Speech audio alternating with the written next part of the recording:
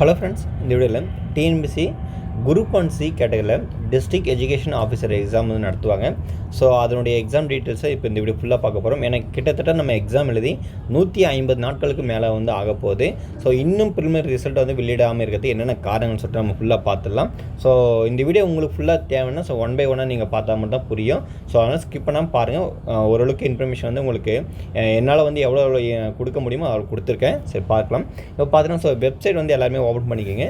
So open பண்ணி பார்த்தா நம்ம எப்போயுமே நம்ம டிஎன்பிசி போட்டு பார்ப்போம். ஸோ அதில் வந்து பார்த்திங்கன்னா என்ன கொடுத்துருக்காங்கன்னு சொல்லிட்டு பார்த்தா இதுதான் டிஎன்பிசியுடைய அஃபிஷியல் பேஜ். இந்த இடத்துல பார்த்திங்கன்னா செலெக்ஷன் ஷெடியூல்னு இருக்குல்ல, ஸோ அதை தான் நம்ம கிளிக் பண்ணணும். ஸோ அதை கிளிக் பண்ணால் பாருங்கள் என்ன வருதுன்னு பார்க்கலாம். இப்போ நம்ம கிளிக் பண்ணிட்டோம். அதை கிளிக் பண்ணால் ஸோ இந்த இடத்துல இங்கே பார்த்தீங்கன்னா உங்களுக்கு தெரியும் ரிட்டன் எக்ஸாமுடைய ரிசல்ட்டு இது கொடுத்துருக்காங்க. இந்த இடத்துல வந்து பார்த்திங்கன்னா நம்ம டிஸ்ட்ரிக்ட் எஜுகேஷன் ஆஃபீஸர் எக்ஸாம் வந்து எங்கே இருக்குதுன்னு பார்த்தீங்கன்னா இதோ இருக்குது. சரிங்களா, இங்கே இருக்குது. அதாவது பார்த்தீங்கன்னா இது ஆன்சர் கீ வந்து பப்ளிஷ் பண்ணிட்டாங்க. பட் ஆனால் ரிசல்ட் வந்து இன்னும் கேள்விக்குறியாகவே வச்சுருக்காங்க. என்ன காரணம் அப்படின்னு பார்த்தீங்கன்னா இங்கே ஒரு கேஸ் போட்டிருக்காங்க. அதாவது ஹானரபிள் ஹைகோர்ட்டின் பெட்டிஷன் நம்பர் வந்து பார்த்தீங்கன்னா ஸோ 19622/2020 சொல்லிட்டு directed to revise the selection methodology அப்படின்னு சொல்லிட்டு கொடுத்துருக்காங்க. அதுக்கப்புறம் பார்த்தோன்னா ஸோ இதுதான் அப்படியானா இல்லை, இது வந்து பார்த்தோன்னா 2024 ஜூலை 12 எழுதுன எக்ஸாமுடைய இது வந்து வச்சுருக்காங்க. ஸோ இதுக்கு முன்னாடி ஒரு சில எக்ஸாம் நடத்தியிருக்காங்க. ஸோ அதையும் நம்ம பார்த்துடலாம். அது வந்து பார்த்திங்கன்னா நமக்கு இங்கே இருக்குது பாருங்கள். ஸோ இந்த இடத்துல இதுவும் பார்த்திங்கன்னா ஸோ குரூப் 1C கேட்டகரியில் நடத்தக்கூடிய so district education officer exam தான். இது வந்து பார்த்தீங்கன்னா நோட்டிஃபிகேஷன் நம்பர் 37/2022. இதனுடைய ப்ரிலிமினரி எக்ஸாமுடைய ரிசல்ட் வந்து பப்ளிஷ் பண்ணிட்டாங்க. அதுக்கப்புறம் பார்த்தீங்கன்னா அதாவது ப்ரிலிமினரி எக்ஸாமுடைய ரிசல்ட் மீன்ஸ் ஸோ யாரெல்லாம் குவாலிஃபைடு அவங்களுடைய ரிசல்ட் வந்து பப்ளிஷ் பண்ணிட்டாங்க. பட் ஆனால் இதனுடைய ஃபைனல் ரிசல்ட் வந்து போட்டு ரிசர்வேஷன் அதாவது ஃபைனல் ரிசல்ட் வந்து பப்ளிஷ் பண்ணி ஸோ இதில் வந்து எக்ஸாமில் வந்து பாஸ் பண்ணவங்களுக்கு வந்து போஸ்டிங் போட்டாங்களான்றது கேள்விக்குறியாக இருக்குது. இதுவும் பெண்டிங்காக வந்து வச்சுருக்காங்க. இதுக்கெல்லாம் என்ன காரணம் அடுத்தடுத்து நம்ம பார்க்க போகிறோம். ஸோ அது முழுமையாக உங்களுக்கு தெரியும்னா ஸோ வீடியோவை ஸ்கிப் பண்ணாமல் பார்த்தா மட்டும் தான் புரியும். சரிங்களா, இப்போ பாருங்கள். அதாவது நம்ம இந்த எக்ஸாம் பற்றி ஃபுல்லாக பேசணும் அப்படின்னா ஸோ நம்ம இந்த நோட்டிஃபிகேஷன் நம்ம எடுத்து பேசினா தான் ஸோ கரெக்டாக வரும். அதாவது இது 2018 சரிங்களா, இங்கே பார்த்தீங்கன்னா 2018 கொடுத்த நோட்டிஃபிகேஷன். ஸோ டேட்டு பார்த்தீங்கன்னா 10/12/2018. இதில் வந்து பார்த்தீங்கன்னா ஸோ மொத்தம் எத்தனை வேக்கன்சிக்கு வந்து எக்ஸாம் நடத்துனாங்க பார்த்தீங்கன்னா கிட்டத்தட்ட 20 வேக்கன்சிக்கு வந்து எக்ஸாம் வந்து நடத்தியிருக்காங்க. ஸோ 14 + 4 18 + 2 வந்து ஃபார்வர்ட் வேக்கன்சின்னு சொல்லிட்டு நம்ம ஆட் பண்ணியிருக்காங்க. ஸோ அது மொத்தம் 20 வேக்கன்சி. இந்த 20 வேக்கன்சிக்கு வந்து போஸ்டிங் போட்டாங்களா அப்படின்னா கண்டிப்பாக போட்டாங்க. ஸோ இங்கே தான் வந்தது சிக்கல். அந்த 20 பேருடைய செலெக்ஷன் லிஸ்ட்டு வந்து கொடுத்துருக்காங்க.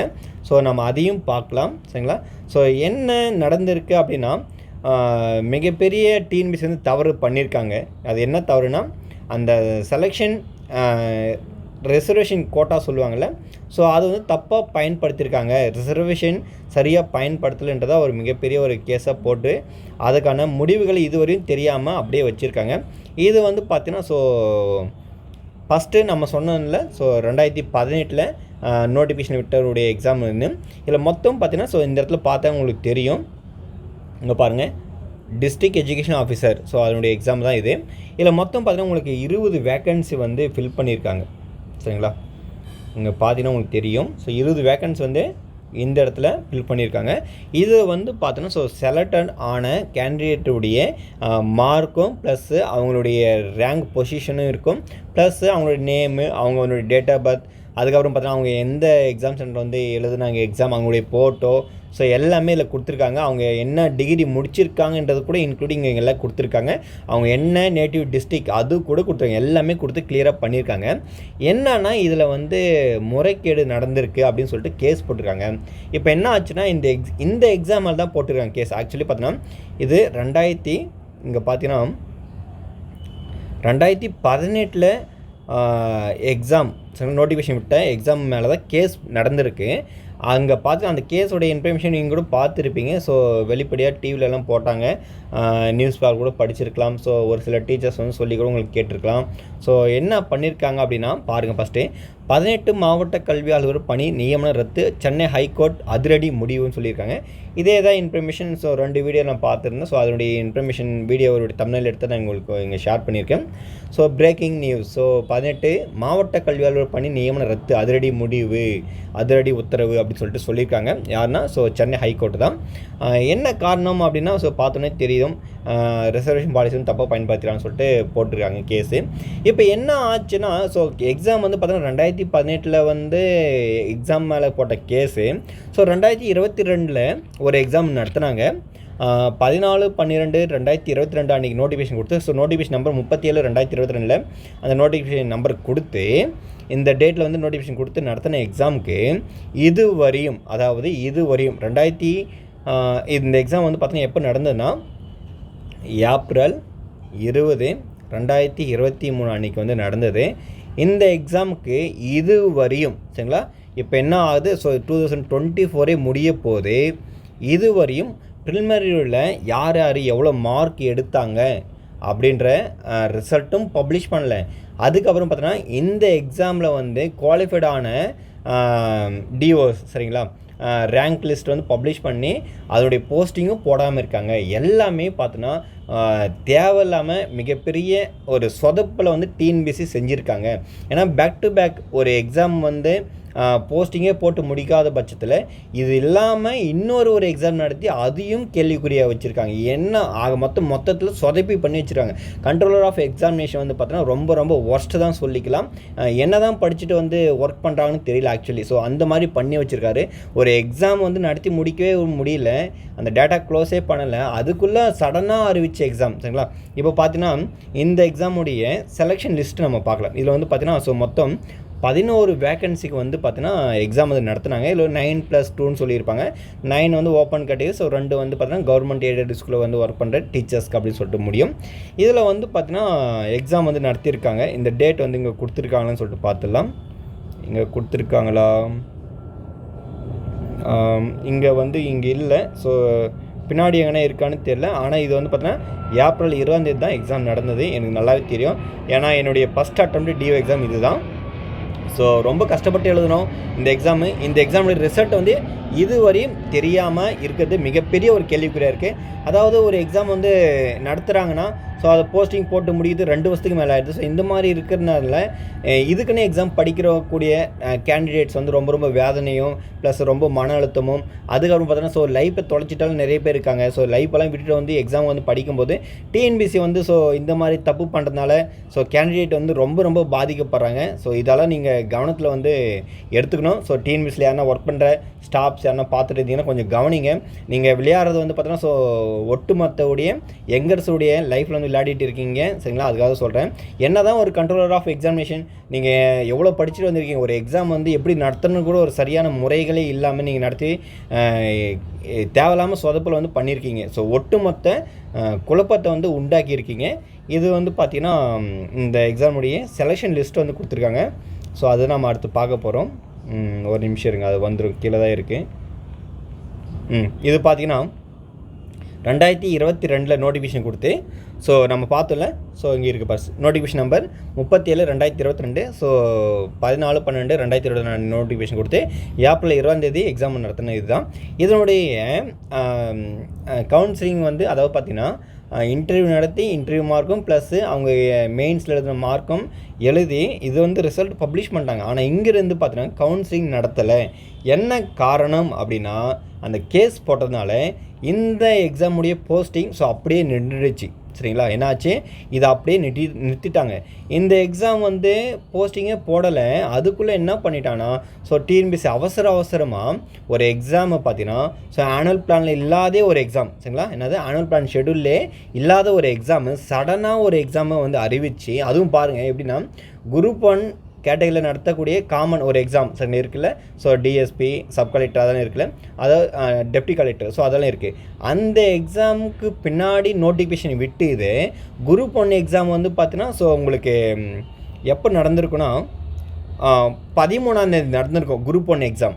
இது 12ஆம் தேதி நடத்திருக்கோம். அது ஒரு குரூப் 1 எக்ஸாமுக்கு பின்னாடி நோட்டிஃபிகேஷன் கொடுத்து குரூப் 1 எக்ஸாமுக்கு முன்னாடியே வந்து நடத்துறதுக்கு எவ்வளோ காரணம், என்ன பாஸ்ட்டாக நடத்தி என்ன பண்ண போகிறீங்கன்னு தெரியல. அவ்வளோ பாஸ்ட்டாக நடத்தி ஒரு எக்ஸாமை முடித்து அவ்வளோ கொடுக்கணும் வேண்டிய ஒரு மிகப்பெரிய ஒரு கட்டாயத்தில் இருக்காங்க. ஸோ எஜுகேஷன் டிபார்ட்மெண்ட் அவ்வளோ வேக்கன்சி இல்லாமல் இருக்காங்க. அது மிகப்பெரிய ஒரு கேள்விக்குறியாக இருக்குது. இந்த இடத்துல ஏன் அவ்வளோ சீக்கிரமாக எக்ஸாம் வந்து நடத்தணுன்றது அந்த கண்ட்ரோல் ஆஃப் எக்ஸாமினேஷன் என்ன பண்ணார்னே தெரியல. இப்போ என்ன ஆச்சுன்னா இதுலேருந்து ஸோ இந்த எக்ஸாமுடைய ரிசல்ட்டும் பாதிக்கப்பட்டிருக்கு. சரிங்களா, இந்த எக்ஸாமுடைய ரிசல்ட்டும் கேள்விக்குறியாக இருக்குது. அதுக்கப்புறம் பார்த்திங்கன்னா இந்த எக்ஸாமுடைய ப்ரிலிமினரியில் எவ்வளோ மார்க் எடுத்தாங்கன்னு இதுவரையும் கேள்விக்குறி தான். 2024 முடியவே போகுது, அது வரை கேள்விக்குறியாயிருச்சு. சரிங்களா, அது மட்டும் இல்லாமல் இங்கே பாருங்கள். ஸோ இந்த இடத்துல 2024 சரிங்களா எக்ஸாம் வந்து நோட்டிஃபிகேஷன் கொடுத்துருக்காங்க.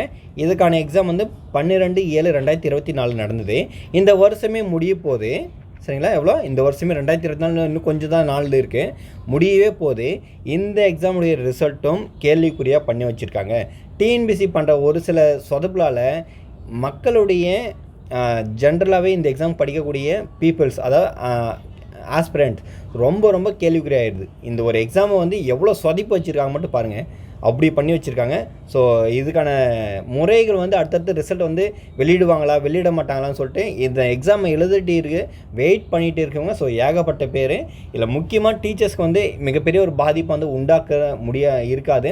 ஏன்னா இதுக்குன்னு தனியாக ஒரு ஏன்னா வேலை இல்லாதவங்க படிச்சுட்டு இருப்பாங்கல்ல, ஸோ அவங்களுக்கு தான் மிகப்பெரிய ஒரு கேள்விக்குறியாக இருக்கும். ஏன்னா நிறைய பேர் வந்து லைஃப்பை தொலைச்சிட்டு வந்து எக்ஸாம் படிச்சுட்டு எழுதுனவங்களாம் இருக்காங்க, எனக்கு நிறைய பேர் தெரியும். ஸோ அந்த வகையில் மிகப்பெரிய ஒரு தேவையில்லாமல் ஒரு சொதப்பல் பண்ணி வச்சுருக்காங்க. என்ன தான் டிஎன்பிசி தரப்பில் நீங்கள் எக்ஸாம் நல்லபடியாக நீங்கள் நடத்திட்டு இருக்கீங்க, பேக் டு பேக் நீங்கள் எக்ஸாமோடைய ரிசல்ட் வந்து கொடுத்துட்டே இருக்கீங்க அப்படின்னு சொன்னாலும் மிகப்பெரிய ஒரு கேள்விக்குறியாக உண்டாக்கி வச்சுருங்க. ஒரு சில எக்ஸாம் வந்து பார்க்கும்போது அது தேவையில்லாமல் மிகப்பெரிய ஒரு ஏமாற்றம் இந்த மாதிரி எக்ஸாம் வந்து எழுதுறவங்களுக்கு. அதுக்காக தான் சொல்கிறேன். இப்போ பார்த்தீங்கன்னா இதில் மொத்தம் எத்தனை வேக்கன்சி வந்து ஃபில் பண்ணியிருப்பாங்கன்னா ஸோ மொத்தம் 8 வேக்கன்சி. இதில் வந்து பார்த்தீங்கன்னா மிக முக்கியம் என்னென்னா நான் இன்னொன்று சொல்ல இந்த இடத்துல நான் விருப்பப்படுறேன். அதாவது இந்த எக்ஸாம் வந்து பார்த்தீங்கன்னா so group 1B and group 1C ரெண்டுமே சேர்த்து எழுதுன எக்ஸாமுக்கு குரூப் 1Bக்கு மட்டும் ரிசல்ட்டை வந்து பப்ளிஷ் பண்ணி இந்த மந்த்து சரிங்களா, அதாவது இந்த வாரம் பார்த்தீங்கன்னா எக்ஸாமினேஷன் மெயின் எக்ஸாமினேஷன் நடந்துகிட்டு இருக்குது. ஆனால் குரூப் 1C சேம் அதே நாள் எழுதுனாங்க எக்ஸாமு.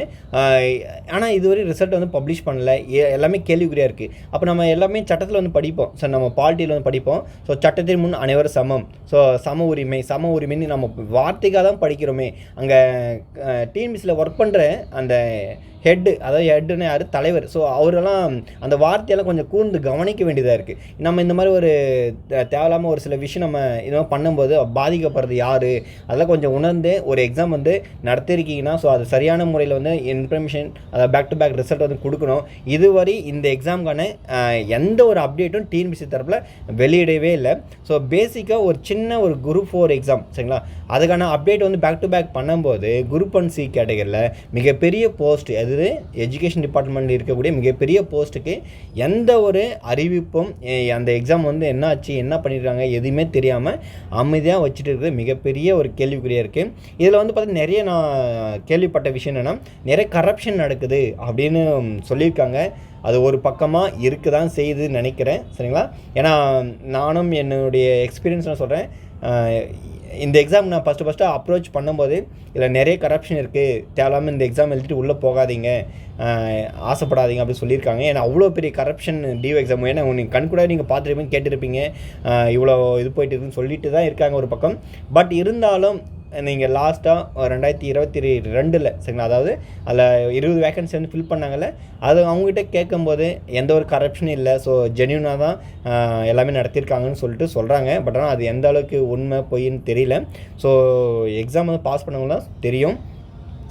அது மட்டும் இல்லாமல் என்ன இதுனா மிகப்பெரிய ஒரு கேள்விக்குறை இந்த மாதிரி எக்ஸாம் நேரத்தில் வந்து பார்த்தீங்கன்னா ஸோ ஒழுங்காக படிச்சுட்டு இருக்கிறவங்க கூட என்னடா இந்த ஃபீல்டை விட்டு வெளியே போயிடலாமா அந்த மாதிரியும் இருக்குது.